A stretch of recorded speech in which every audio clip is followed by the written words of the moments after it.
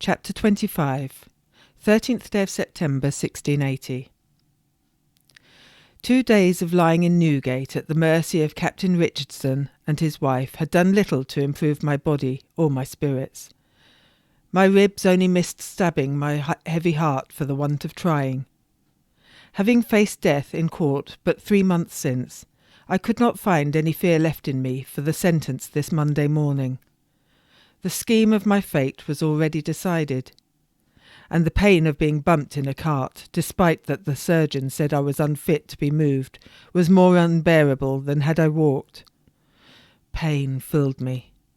My wounds tormented me until not a part of me did not scream with them, but, despite my distress, I took satisfaction that the court was not so full this day, it being early and most persons having chores and living to do before the sun grew too hot. A knight of the realm that I knew to be Sir George Jeffreys, an avid supporter of the King's cause, presided over the courtroom from the days at the front. I was impressed by the elegance of his figure. He sported a periwig so long it could barely be considered fashionable, yet created fashion of its own. Long lace collars, I was sure Custom House must have examined closely, fine yet suitably sombre black shirt and pantaloons, draped closely with a knee-length velvet brown cloak. In the case any mistook his place as not pinched with the royal court, he wore an elaborate gold chain draped over the shoulders of his cloak to lend him to regal society. The act of speech did not mar this young recorder's countenance, but his Welsh dialect made him mere man, though a formidable one. He was as straight as an arrow to its target, and he faced me most seriously. "Mrs. Cellier," he said, "the court doth think fit, for example's sake, that a fine of £1,000 to be put upon you, and that you be committed in execution till that £1,000 be paid." £1,000? It might as well have been 10,000. I could neither find it nor pay it. Jeffreys had not finished.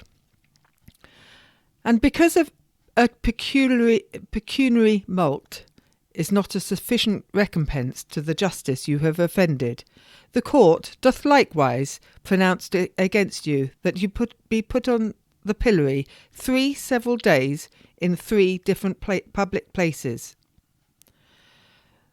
The pillory thrice, atop of a fine I could never pay. This the sentence for a few pages of truth. Yet for a lie great riches and security could be found. I did not have the wherewithal to protest, and even if I had, there would be no use in it. I looked to a space far away in front of me. Jeffreys swung his arm towards me and fleshed out the details of my sad fortune to the court. "In the first place, to answer to Mrs. Cellier having published and sold this abominable book from her house, it is thought fit that she stand at the Maypole in the Strand, which is as near to her house as convenient. Let it be for an hour's space between the hours of 12 and 1 on market day, when there be many witnesses to her shame. The second time, she should stand in the space of time, a like space of time, in Covent Garden on an equally public day. The third time, she should stand an hour at Charing Cross." Cruel. So cruel. I might as well be dead. My character and my standings in society was shot. Worse, neither would I have opportunity to redeem myself, for I would be locked away in a dark dungeon, while those I valued would be forced to think me contemptible. But none could make me take back my words. I could not even if I would. Those truths they had been read by many within and without the court, and though I, the author, might be contained in Newgate for securing them to paper, they were now set free to find fertile fields of thought in which to grow, if that was God's will. I tried to hold my head high, but such agony as I rarely felt stabbed me in all places of my chest and heart, so that I had to fold myself over once more to lessen it. But what of Pierre? My punishment was his punishment. As my husband and master, his name would be blackened for my deeds. His trade might suffer, and our children along with it. For if he could not trade, he could not feed them. He was not in court to hear my sentence. Had he verily forsaken me? And in the next place, Jeffreys raised his eyebrows at me, she must find sureties for good behaviour in her life. That means, Mrs. Cellier, someone must come forward and vouch for you. Would any speak out for one found guilty of libel against the king? Perhaps none would pledge themselves for my good behaviour, and I would be abandoned. But then, since I could not pay the fine and be free, I had little need to concern myself over this. Jeffreys looked down as he turned a leaf of his book. And it is ordered that, in every place where she stands on the pillory, some parcels of her books shall be burned by the hands of the common hangman, where she can see them. Last, a notice stating her crime should be placed upon the pillory over her head, so that all will know the punishment for dealing with the devil. With no further ado, and with no commotion in the courtroom, I was taken by the arm and led back to the cart with more kindness than I was given to expect. Something of the quiet unsettled me. Perhaps it was that, now that they knew how I was to suffer at the hand of the country, they no longer felt the need to punish me further. Or perhaps they had sympathy for my plight, that I could barely walk, let alone sit in a cart. If I were to be pilloried, perhaps it would kill me, and I should have no need to suffer further. Chapter 26, 18th day of September, 1680. 1 7 ago, with or without his intention, a man had prevented the crowd from finishing me. This day, none could prevent my punishment, even if their heart desires it so. But their hearts would not desire it. It would be their pleasure to set the anger and fear of all that is horrid in this age against me. I had myself seen some so mobbed on the pillory they died before the end of the day. 1 hour might be enough to end me, but thanks be to the Lord God Almighty, it was 1 hour and no longer. I held my hand to my stomach, which quietly complained with hunger for the first time in 5 days. I had eaten but a bare morsel of bread or two since the trial, the agony of my injuries filling my stomach and leaving no corner for appetite. Nor had my jailers shown me any goodwill. They gave me water enough I would not keel over if that gentleman, for gentleman he surely was, came to visit me. Enough and no more.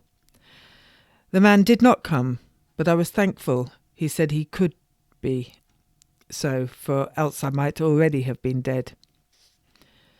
My mind was sharp, despite my poor condition, on this day of my punishment. Under my hand, in the stead of my own plump and softening body, I felt the bladder of another. I had procured from Mary at great risk to herself. I pressed and felt the blood inside it move against my palm. My last effort to save myself when none other had worked. Petitions to the king received no answer. Letters to Parliament and influential persons were either without reply or were returned by the messenger unread. I was alone. Not even Pierre had come. Would that he had cut me off for my disobedience, for then he would not be taken down with me. But still, he kept my strength from me by his absence. I shifted from where I had several hours sat in the corner of the dark room, fortifying myself for the imminent ordeal. Each day, marking the sun's daily rise and fall, a single blessed beam of light crawled the same path down the wall, over the flea-infested bed, and across the floor towards the boarded window before disappearing at dusk. For the last 2 days, when it came to near my head on the pillow, I placed my face in the cold light, relishing the link to the outside world. It was as if God had sent this message of hope to take me through the dark days and what was to come. Now, I held out my right hand and caught the light in my palm so a spot glowed. Then, despite the pain of moving, I raised the hand a few inches towards its source. It was like placing my hand in a falling stream and catching a piece of the world's soul, a soul so pure it gave me strength to stand up for truth. If I had to die for it, then so be it. That was for God to decide. Only He knew if it was His time to take me. The epiphany filled me with strength. I took the hand from the mound over my belly, and found the crucifix around my neck, closed my eyes and prayed for deliverance. It was not until I sniffed a tear from the tip of my nose did I realise I was crying. With a salty tear, I drew in air thick with the stench of urine and faeces. The marriage of tears and human waste made me gag. Even now the air clung like a burr to my nostrils, lips and throat, worse than any street stink. There was no way in this foul place I could avoid it, though the rats did not seem to mind. I was mindful not to break the dried dung crusts and release fresh odour. If only I had some lavender perfume to sprinkle on my handkerchief and relieve my sensibilities. I waited. Motes of dust in the air, not moving because fresh air had no place here in this hole. I waited. The beam of light cut the bed's shadow as a sword slices a man's shirt. I waited. Then came the sound of metal on metal as the key to the outer door grated against the lock. Then came the creaking of metal hinges and footsteps. They were coming for me. The little ray of light was not enough to show the way, but still I stood and faced the door. I was ready with my scheme. The footsteps stopped outside, and again I waited with neither breath nor movement. Keys jangled as the keeper found the right one on the ring. It was only marginally brighter in the corridor outside, barely enough to see the walls and not enough to see the detail in the keys. He tried several before he found the right one. Then the lock clicked and the door creaked open, and a sun-warmed waft of air wrapped around me, and before I could do any other thing, I breathed it into me and let it fill me with the evocation of freedom. The air came as a letter with two sides. On the first were thoughts of freedom, but the other side carried the threat of the stocks I would soon face. I breathed in the freedom, slow and deep. The breath was so sweet I forgot my design I had so carefully planned, and took a moment to be thankful God had not yet called me to His side, and I was able to take this breath. Over the last days, between pain and more pain, I dwelled on being imminently locked in the stocks outside my house for a whole hour. That same mob at the trial would enjoy the spectacle of a pillorying, equal as well as any hanging or beheading, and would be sure to be there at the Strand today, unless he had taken to the countryside. My husband and children would be at home in nearby Arundel Street, a matter of a short walk from there. The punishment was meant not merely to castigate me and cast disrepute on my character, but as well to spur my husband to whip his unbridled wife, so that she would keep to the law of the land, no matter that the law be mistaken. My children should not be forced to see me so blackened, for no honest person could find fault in what I had done, and they did not deserve to believe it so. Nor even my Pierre. I prayed he would keep them from this sight and not sully their innocence with my so-called wrongs. Just as I had witnessed the hangings of good Catholics these last years, so that they would not be alone and have a friend amongst all others, good folks would come to witness and report what came to pass today for the sake of adding weight to the scales against false witnesses. These would not wish to see me suffer, but would do so for the sake of truth. I did doubt I would see any of them, for they would not make themselves known to the beast of the mob. It was enough that they be there somewhere. "Here, Mrs. Cellier, 'tis time." Young Bowden was one of my guards to the Strand. Bowden. He was nearly welcome. At the least it was he that came to fetch me, for he had lately shown me some kindness, even while the older ones took pleasure from seeing me cast down. Bowden's look was all doom, and I had no wish to lighten it. I straightened my dress with grubby hands and thought of my red cloak, a shield against the hard sword of the world, a mark of my status and symbol of my profession. I was lost without it. Perhaps being pilloried in the cloak would have stained the profession in some eyes, but in mine it was a symbol of the truth, and that would have protected me a little. But more than this today, it would have cleverly hidden the deception I must undertake to save myself. Without the cover of a cloak, I might yet be undone. "Come, Mrs. Cellier," said young Bowden in his thick London voice. "Move yourself along there. They're waiting." After hours praying for strength, I did not feel any more brave.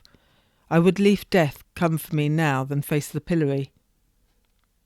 "I am ready," I lied. A voice came from behind the Bowden boy. "Don't think any will ease this day for you, that you are a gentlewoman, Cellier. The hounds are baying for your blood, the blood of all Popish Amazons that dare to sully the name of the King and the government. They will yet see you hanged, Popish whore." I squinted at the doorway. The dim light hurt eyes accustomed to no more than a single sun-ray. Two silhouettes stood with the hilts of their swords sticking out from their sides. The jailer asked for no answer, and I gave him none. I need pay no attention to this rough turnkey, an instrument for Richardson's ghoulish pleasures. If I was at all, I was merely an agent for God's work, and the honest truth that came from my own realisations, nothing more. Each man that worked in the prison or in the government was flotsam on the sea of persuasion, particularly the persuasion of hard men or hard money. They themselves could not turn against the tide, for they would find they are pushed harder than they would resist. My strength came from standing with my feet planted deep in the seabed, below the surface of the water and its current, and employing my wits to recognise truth, even when all others would have me say otherwise. I must act quickly. If not now, I may have no other opportunity. "Take me to the Strand." I moved as if to follow the boy out. After 2 steps, I clenched my front with both arms and bent over. Oh, the pain, the pain! Then I twisted and pinched the soft pig bladder through the folds of my skirt and felt the loose threads give way. Body-warmed liquid trickled down the insides of my legs towards my ankles. I pressed gently, and the soft skin beneath the fabric emptied. Would it be enough? I lifted the hem of my skirt so the jailers could see the colour of the blood, and looked to see my stockings were red enough to convince any man, even in the dull light of the cell. "I am losing it! Oh, I am losing my baby! Help me! Help me!" I reached one hand out and grabbed the jacket of young Bowden's arm. He tried to free himself, but I held tight. "Unhand me, women! Whence comes the blood?" "I am losing my baby," I said. "Help me to the bed." Bowden's dilemma did not prevent him moving a moment longer. He led me to the side of the bed, where I sat heavily, still clutching my gut to be sure the empty bag did not fall and be discovered. Bowden's open jaw in his skeletal face was like week-old death. He cast a helpless look to the men in the doorway. This was a woman's business, not a young man's. His voice cracked as mud in the midday sun. Fetch the physician, she carries a child. 'Tis a trick, said the one at the door. Trick or not, a physician will fast discover it, said the other. A midwife should be called to examine her. Nay, a midnight might hide the truth of the reputation of all midwives be in question. We call a physician. They argued between themselves as they left the cell, and the two shadows became one. Then, without further ado, one jailer broke free from the joined darkness, his heavy footsteps keeping company with the jangling of his keys as he ran to fetch the physician. Indeed, it struck me he might have gone to fetch Richardson, a thing I did not at all desire, for that man would have me stripped and would quickly discover my invention, and that would lead to examination of every one of my visitors in order to identify my helper. I had rather place the burden upon myself than those that gave me assistance at risk of their life. I had to send the other men away so I might remove the bag. Quick! Water! I must have boiled water and a midwife. You have a pillory to go to, woman. You cannot do this now. This from the man whose face I could not see. He turned sideways, and his round belly blocked the light more fully than his front view. He then spoke to someone coming along the corridor, the turnkey, perhaps, or the physician, or even Richardson himself. She chooses this day to bleed. The newcomer's voice was not of a labourer, but perhaps a merchant or gentleman. If she carries a child, why did she not say so? Not Richardson, thank the Lord. The voice came louder as the speaker hurried towards my disgraceful quarters. 'Tis too dark. Bring me light so I might examine her. A physician then. Broad and tall as a sapling, himself like a shadow, the man, when he appeared, slipped without effort between the large silhouette and door frame, leaving light spare on each side of him. When he came close, the rat-faced man drew out an eyeglass and held it close to inspect me, as if I were a gruesome exhibit they displayed in the coffee shops. The overly huge grey eyes behind the glass blinked. Without looking at the men behind him, he talked to them. I had not removed the empty bladder. Leave now. I will examine her, and if she is fit for punishment, you may take her. They left with no argument. My heart drummed, but not to a soldier's beat. I held my hand tight over my tummy to prevent the bag slipping.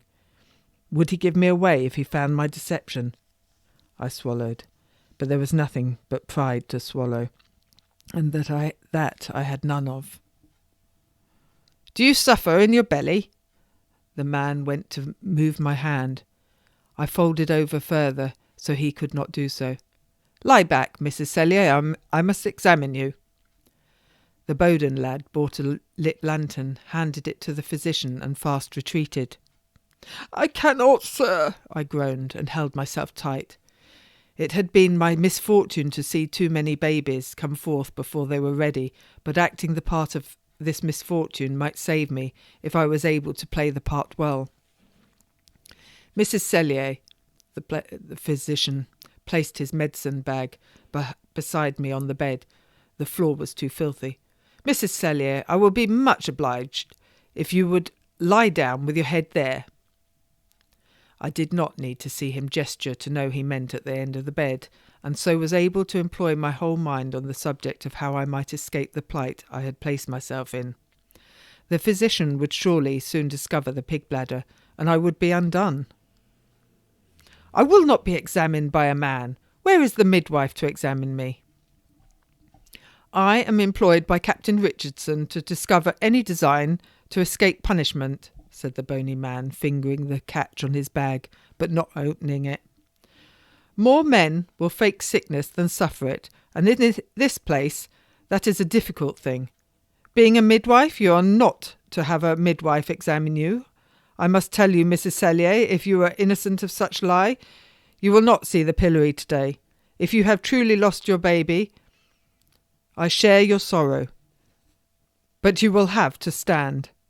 However, if in this you have scheme against retribution for proven felony, be sure I will reveal it, and it will cost you more. Will you save me the examination? It would be better if you lay yourself open now." I groaned in the stead of an answer. I had need of more time. A quick glance told me that the turnkeys were nowhere by the door, and the physician was busy searching in his open bag. I might never be given a more fortuitous moment, and knew that I must do it in that instant. So I moaned again and used my elbows to push aside my skirt and reach to the top of my legs to grab the bag before the physician saw how sly I was. The tips of my fingers touched the neck of the bladder, but they slipped and slid over the bloody flapping intestines, and I could not take hold of it. It took not once, not twice, but thrice to grip the slick skin. At first it would not come free, perhaps caught in the folds of my skirt where I had bent over. Frantic, I twisted my fingers round and round the neck to better hold it, and pulled sharply. Before I could catch it, the bladder released from whatever grip it was held in, and sprang from my fingers. I did not have time to look where it went, for the physician spoke again, his voice louder, so I knew he faced me. "Mrs. Cellier," he said, "I will not endure this disobedience. I have a task to do, and you will kindly do as I have asked." I could only pray darkness in the physician's poor eyes would hide the pig bag, wherever it was, until I could dispose of it. "I do my best, sir. Pain nails me fast to this spot, and I cannot move." It would not do to provoke him further. "Aid me, and I will comply," I said. Concealing the lie with further moans, I allowed the skinny man to assist me fully onto the bed, ready for examination. "Your skirt, madam." I complied and raised the material of my long skirt to my waist so that he could not see the blood on my stocking-clad leg. If I yielded fast, perhaps suspicion would keep me from the door. I did not expect that he would see anything amiss by the light of only a lantern. It seemed scrutiny of my more private parts was unnecessary for any opinion on my malaise, for with barely a glance he spoke in an ill-tempered manner. "Do you dare use trickery against the Crown? What sort of midwife imagines a man of my profession would not recognise a show of menses? It is not that which gives you pain, but the devil sat in your belly." He did not think it a trick, but of a woman's flow. If I could not convince him, he would have me in the pillory within half an hour. "It cannot be. Do you think a midwife does not know when her body carries an infant, when it has carried so many before? I tell you I am losing it." With that he took a closer look, and I desired my words unsaid. "'Tis strange, Mrs. Cellier, 'tis a puzzle whence the blood comes, for neither menses nor miscarriage wettens the front of the skirt like this, yet leaves no streak at the top of the legs." The man lay my skirts down whilst he still looking at my legs, then eyed me with raised eyebrows while he awaited explanation. I could think of none. I had not thought this far of my design. "That is simple to answer to. My skirt has wiped me clean." That answers to only part of my question, but not the other. Why does blood colour the front of your skirt and not your back, where it would more likely be? I could not think of anything that would suffice, so said the only thing that came to mind. "I turned my skirt when I found it wet, for it was not a thing that gives a woman comfort." "You turned it? You turned your skirt when you were in so much pain? When did you do this? Before or after the turnkey fetched you? They told me the pain started when they came in to take you." There was no answer to that. None. But I answered even so. "I did it when they left to fetch you." "'Tis a lie," said a voice from out of sight. "I stayed here and saw her at all times. Hear her not. Forsooth, it is as you say. She has the devil in her belly." The physician's voice was fuller than his body. "Come hither, turnkey, I would speak with you." The two fat keepers and young Bowden must have been close by the whole time.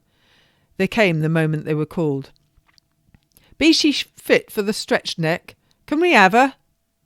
Rather than give me directly to them, the man had a question of his own. "You say she did not turn her skirt when you were here?" All three of the jailers frowned. The biggest of them shrugged and shook his head, indicating his no. Seeing this, the other two followed suit. "I said it as I saw it. She did not," said the portly one. "Then you may have her." Simple as that, the physician's words marked my fate. They were as a sword in my gut. I had failed. I might never come back to this room, a thing for which I might have been happy a short while since. But now I prayed I would see it again, for if I did not, I was dead. "What lies yonder on the floor?" The eyes of every person in the room followed the fat jailer's finger to the bloody mucky skin that lay curled in a scroll against the wall near the bed. The empty bladder. If I had not been undone ere now, this would have unravelled me. "Fie! We are duped!" The big man stopped pointing at the bladder and turned his finger towards me. "'Tis neither menses nor abortion, but a wicked trick of the darkest devilish kind." There was no place for me to hide. The fat jailers advanced on me, whilst the physician and young Bowden moved to the side and created a path for them to the bed. "Let the maypole nutcrackers have her, and be damned by the Heavenly Father and the people of the City of London. We ain't keeping 'em for her. We're keeping her from her a moment longer." Each rotund jailer grabbed an arm and haled me hard from my bed, wrenching the broken bones in my chest and making me howl. With my feet barely touching the ground, they dragged my toes across the floor, my skirt front whipping through the dark, smelly sediment that filled the gaps between the stone pavings and flowed over to cover the surfaces. They had my arms bent backward, so I was sure they would come free from the shoulders, and my ribs screamed. Or perhaps it was I that screamed. "Mark me, thou instrument of Rome, thou wilt find me before all others in condemning you." I neither answered nor looked at him. The devil inside me hammered at my ribs. It was all I could do not to faint, though that would have been more tolerable than this torture. They released my arms the moment we reached the Strand, and with that released my ribs, and my insides again screamed from recent injuries. But no allowance was made either that I was in pain or that I was a gentlewoman. If I slowed even for a short while to catch breath or wait for the pain to pass, they bid me walk before them and pushed me again. My failed trick with the bladder had merely delayed my coming to the pillory.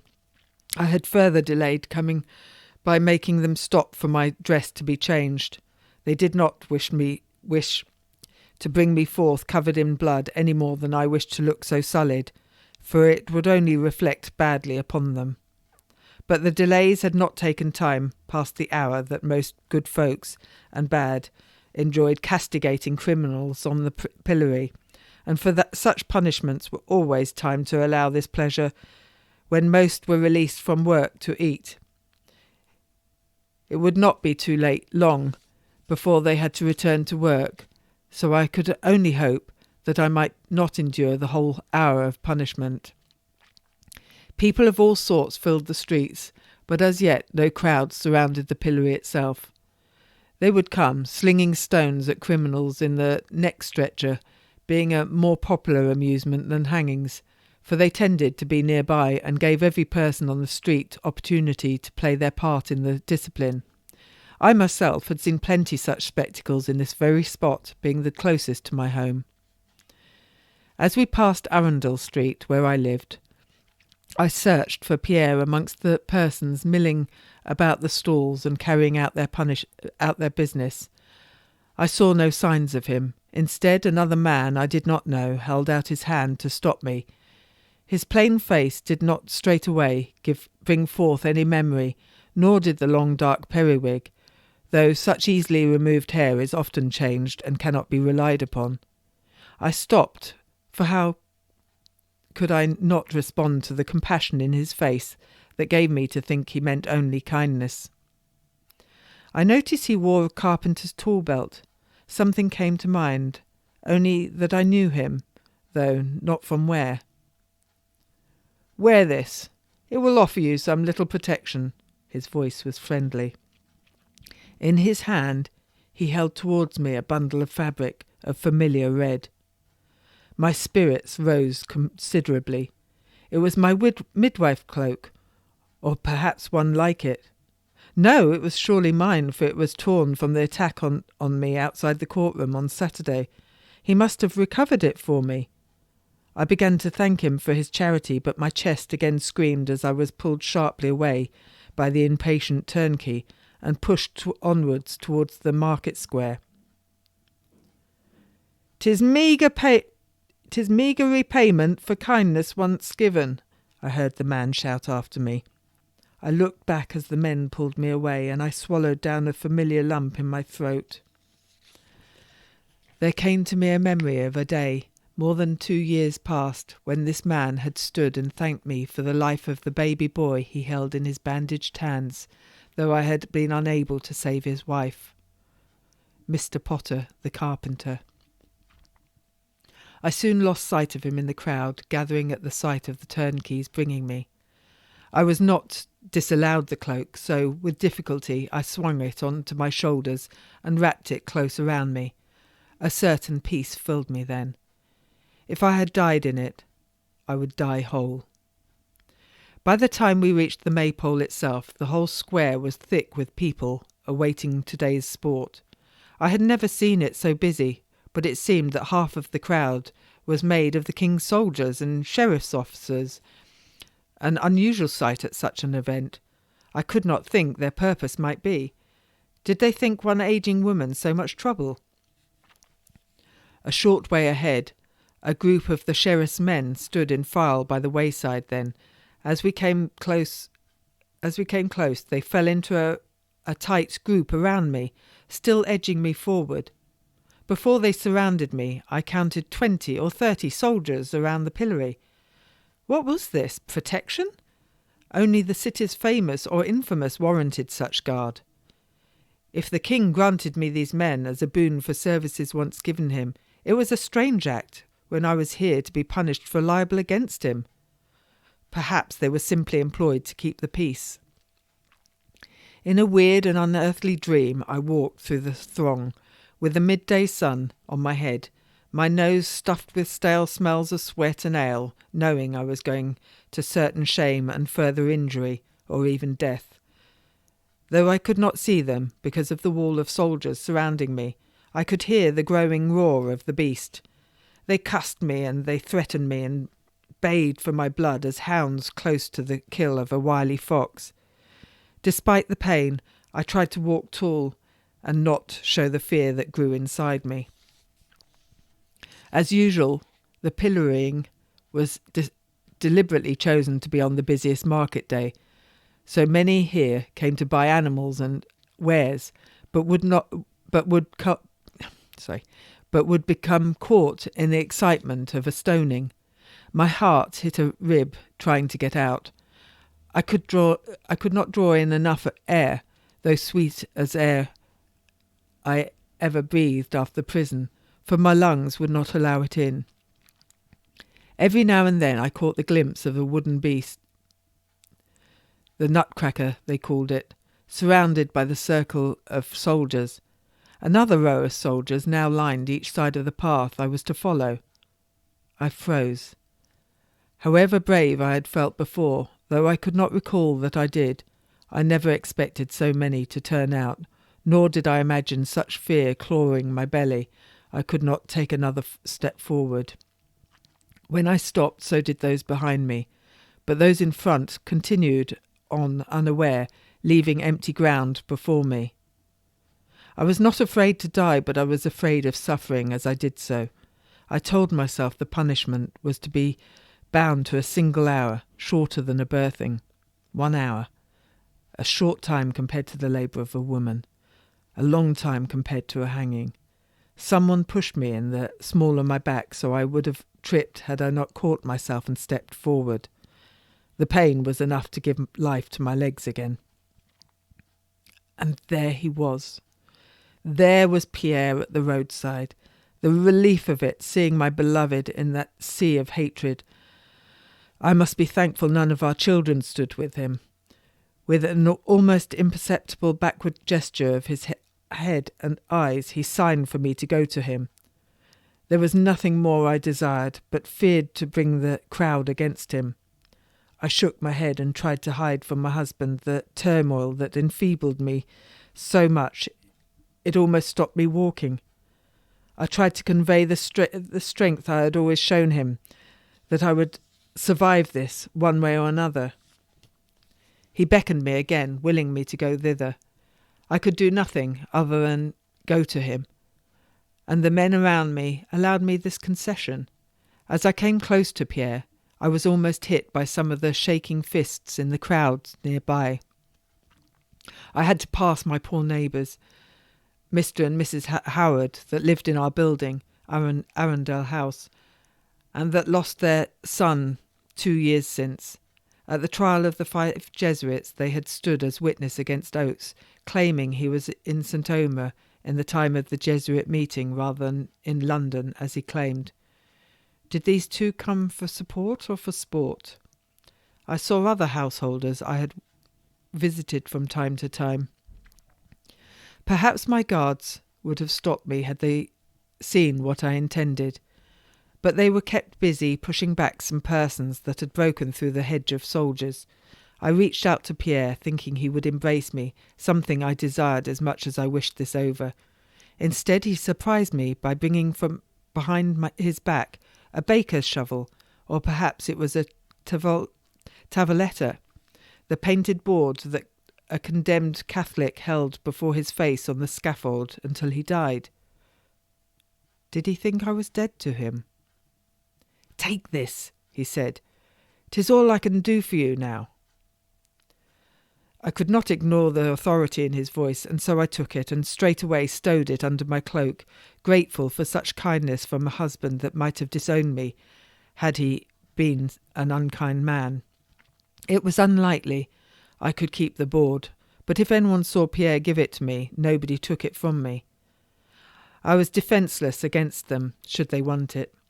For now, the rough wood clasped in my hand filled me with hope. When my cloak had swathed me in strength, gifts from my husband and a man in the past, I was less naked before those that would strip me of everything.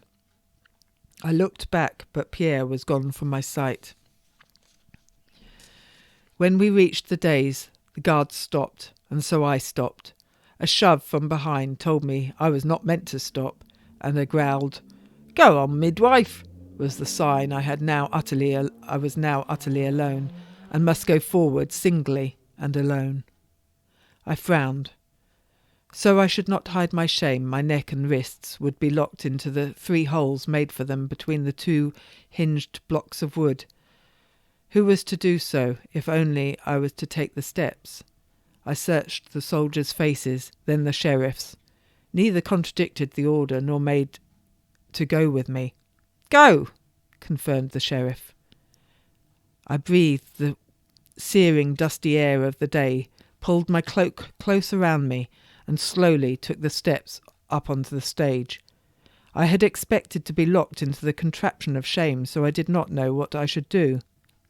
Nailed to the pillory above where my head and hands should have been trapped was a hastily written paper that said, "Pilloried 1 hour for libel against the king."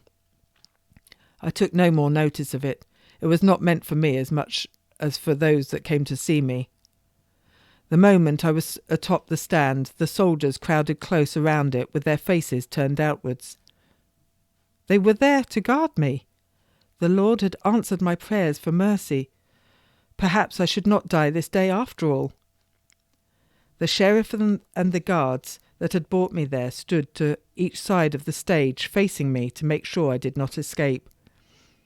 They were not without some wit, and had sense enough not to come higher, for they would surely catch some of what was meant for me. But then, stranger than before, the circle around me widened as the soldiers pushed the crowd several paces further away. Although this would not prevent my being hit by more accurate arms, this small belt would save me from those whose aim was less true. The square filled right back to the church. People surrounded the tall stone ribbon-free maypole meant for the spring dance, next to which was a youngster hoisted up on a dirty man's broad shoulder. I recognised the brat as one that I had birthed, and looked to his father, one I knew nearly as well as his wife. Many husbands of the women I had birthed were suspicious of me and resented my role in the bedroom. I had seen the birth of five of this man's brats. Whether he cast a stone I never knew, for I lost sight of him among other people. At the edge of the crowd, donkeys carried baskets of eggs and rotten vegetables. To the front, some women were let through the wall of soldiers and began to pass out their wares to the nearby crowd. "Papist whore!" As if the insult signalled the onset of the assault, it began. The stones and mud, vegetable stalks and oyster shells flew at me, slowly to start with. People had to be strong and accurate to reach me over the heads of the soldiers. But the stronger ones hit hard, mostly on my arms, which were the most difficult to protect. All the while, insults flew with more accuracy than often reaching their aim.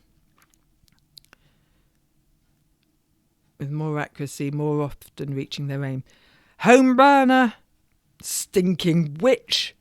Suddenly, one of the sheriff's men began shouting and shaking his loaded hand in the air. An oyster shell filled with mud and horse droppings landed nearby, cracking and splattering its contents in my direction. A first miss. They would get better as the hour moved along.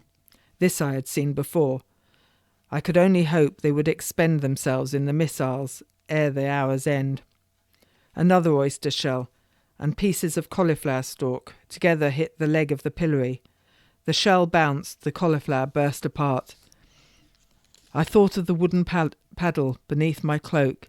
If I took it out, I could use it to protect myself, but mayhaps it would be taken from me. But if I did not use it, then what use was it?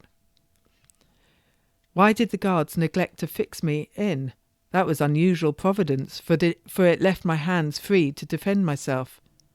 Some hard thing flew at me from the other side and caught in my skirt, so it did not hit my leg.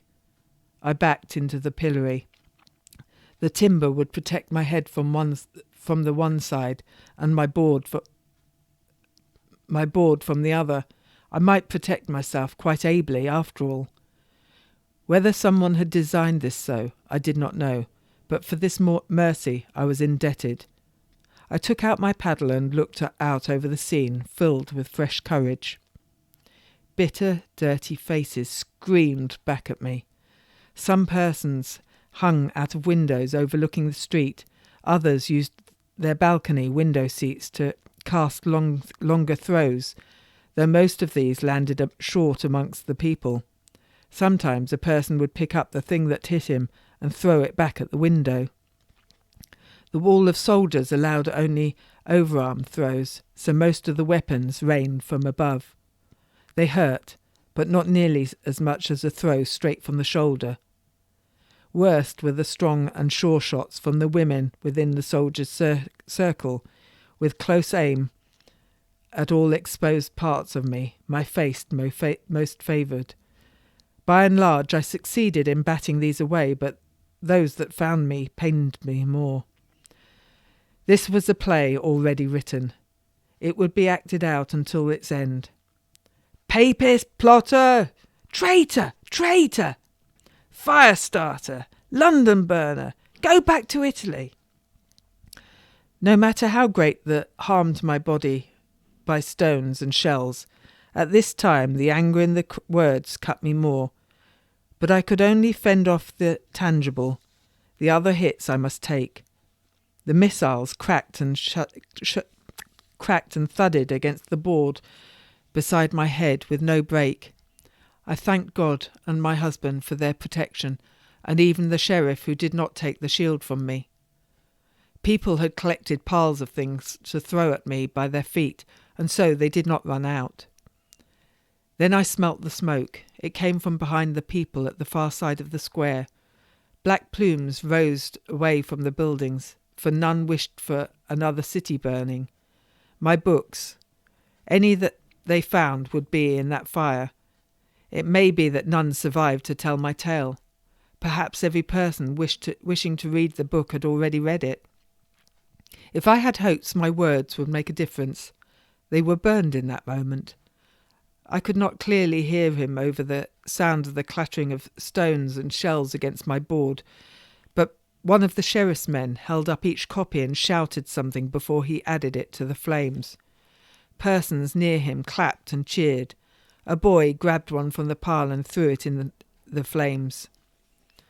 I saw an oyster shell near my feet, filled with manure and mud to give it weight, and stepped my boot down hard on it with a satisfying crunch.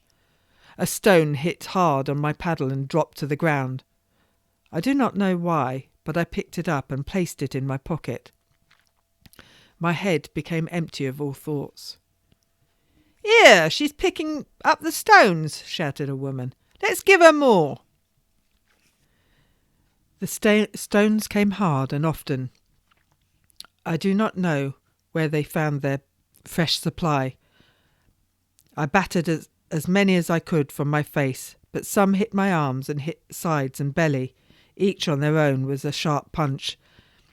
The pain short-lived, but the small stones that hit previous bruises hurt worst. Another pebble landed behind me and rolled towards my feet. Without thinking, I once more picked it up and put it in my pocket to join the first. None would throw it again. "She thinks she will send them to the Pope so he can martyr her." I long since stopped searching for who shouted. Finding one in so many was an impossible task. My mouth stretched in a straight line, a wry smile, to think of the Pope receiving a bag of stones, I was tempted to do so. Someone threw a large lump of earth, flattened by a cart's wheel, which fell short on the shoulders below. I had not seen before how many of the missed shots fell on them. They took punishment for something they did not do, but I could not care. It was the duty of the king's men to defend the monarch. In defending me, they did so. If the words I writ had been untrue, I would have stood against the king and God when I took my oath. Yet, though the words were true, they still found me guilty of saying them. I could not else be guilty. Strange then that they defended me against the wicked mob. With defiance I shouted, "I am innocent. I wrote only the truth." I did not expect that they would hear me, and it merely earned me one of the sheriff's men poking an open sore on the leg with a stick. I kicked it away and spat at him, which only made him laugh when he thought I had missed. I was satisfied to see he did not wipe the white bubbles from his shoulder. That satisfaction did not live long within me. Among rotting and mouldy food and dry clods of earth were oyster shells from the River Thames that occasionally caught a glancing blow on the sharp side. Then a large stone hit me solidly above my ear, and a pain shot through the whole of me, shocking my legs so that my toes prickled and my legs buckled.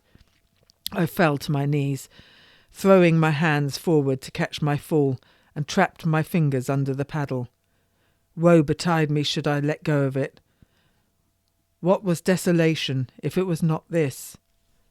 The handle of the board was just out of reach, and when I went to reach for it, my head spun madly. The missiles stopped. Or if they came, they did not hit me, for I was below the heads of the soldiers, and they could not see me. I thought to stay there a while, but abruptly hands reached under my armpits and dragged me back to my feet where I wobbled precariously.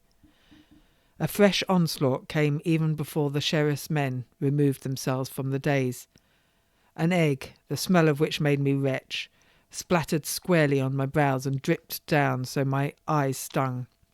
Some touched my lips, and I tasted an age, saved specially for the pillory. I wiped the smelly substance from my eye.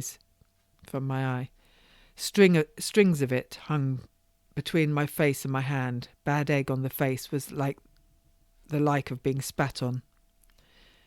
When I had regained my balance, I reached down and grabbed the paddle. It would have been so easy for one of the soldiers to grab it, or for one of the sheriff's men to kick it off the dais, but they had not, nor had they taken it from me. Odds teeth, a strange mercy. Did they not see? Any one of those that stood before me might one day thank me when they were cast in the debtor's prison, or wrongly accused and left without victuals to die, that I spoke up for them. My pride did not prevent fresh pommelling. I dared them to throw something, and they did. Another stone rattled to the board, and I bent to retrieve it and pocket it. I had a few now, maybe 8 or 10. The weight of them hanged against my legs as I batted away another. How much time had passed? 50 minutes, an hour? The church clock had not yet struck. Surely I had done my penance. If each minute tarried not more, I believe the clock would have stopped altogether and run backwards. There was Mrs. Ch25, a neighbour, come to see the spectacle. Her sole interest would be to gather tasty tidbits to share.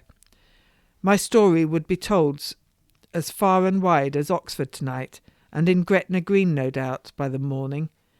Watching another's torment was a miserable bedfellow to such curiosity, but such a one as she did the work of the law, spreading news of what should happen if a person dared speak against government or king.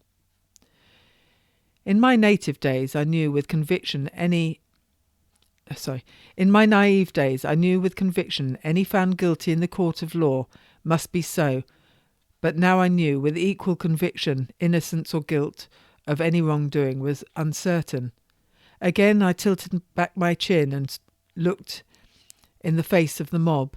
Stones, shells, and rotting things were small reparation for speaking the truth. My conscience must speak out. If need be, I must stand alone until others stood beside me, for if I would stand down, there would be none with whom others could stand with. I waited for the church bell to strike one, but still it did not. If I did not know the mechanical precision of it, I might have thought they had stopped the clock to make me suffer further. A tiny hurled pebble clattered against the paddle, and I battered it away. Again I tottered and lost my balance, and again the sheriff and the men were quick to pull me back to my feet. Would they allow me no respite? The soldiers around me took nearly as much flak as I.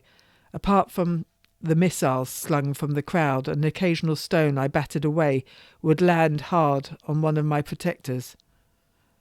I did not care enough about it to alter my aim. Though somewhat guarded by the soldiers, my arms ached from batting stones, my head hurt from the strain, and my eyes wished to flow, not merely from the wrong done to me, but the pieces of dirt and shell that shattered off the paddle. I refused to wipe the grit away lest the crowd thought I cried, but I could not prevent my eyes blinking. The name-calling did not abate. If what they said was true, I was the cause of all that ailed London. I have done you no wrong. It was not I. I clammed my mouth. Denial would give reason for more anger. At length the clock struck 1. At last I was done. The sheriff and his men did not move, nor did the crowd beast go back to work and leave me be. "My time is up!" I shouted. I shook my fist. If the sheriff heard, he did not show it. "Sheriff, I have done my time!" Again I shouted. This time he turned, and in his eyes and the set of his mouth was determination. He would not yet finish this. If he did not enjoy the occasional stone or root hitting him, he enjoyed that I was the target. Suddenly, without seeing any end, what was unbearable became torture. Perhaps he wished for some hard thing to hit my eye, as it had done a man a few years ago. Then he would give my husband leave to take my broken remains back to my house, and he would have none more of me. If I pleaded, if I begged, there was no use in it. Somewhere among the other voices, drowned in the opposing clamouring sea, one shout for my release. The sheriff shouted back, "We did not start at 12, we will not end at 1. There was no point to returning the argument. It was true that I had started after I was supposed to start. So I conceded they should finish after I was supposed to finish, unless higher authority spoke against this. His was the voice the soldiers would obey. But it was not mere minutes I stood there longer. Another hour passed ere the sheriff ended the mob's rule, and only because the crowd that should have returned to work became unruly. Perhaps some of them protested how the rules had been broken, and once a single rule is broken, who can tell what rules might be kept and what others might not? Skirmishes broke out, and a few tried to break the wall of soldiers. All told, these must have been 400 soldiers in the square. I thanked the Lord for that, for otherwise the beast would surely have torn me to pieces. When the men lost control, the sheriff gave the command, "Bring her down!" 2 soldiers that had likely taken some battering themselves climbed on the dais and took an arm each. They pulled me down, and now, at ground level, I was out of sight of most of the crowd. I was dragged roughly and without consideration through the alleyway the soldiers formed to hold back the throng, back towards Newgate. I had been pilloried 1 time out of 3 and had 2 more times ahead. Yet in 1 day I had done the time of 2. I vowed the king would hear of this. I was thrown into another cell, different from before, and thanked our Father for the mercy, for I could lie on the mangy, flea-filled bedding and nurse the considerable bruises I did not even like to look at. In pain, I slept until the cock crowed the following day. Revealing the truth hurt, but my life was yet spared.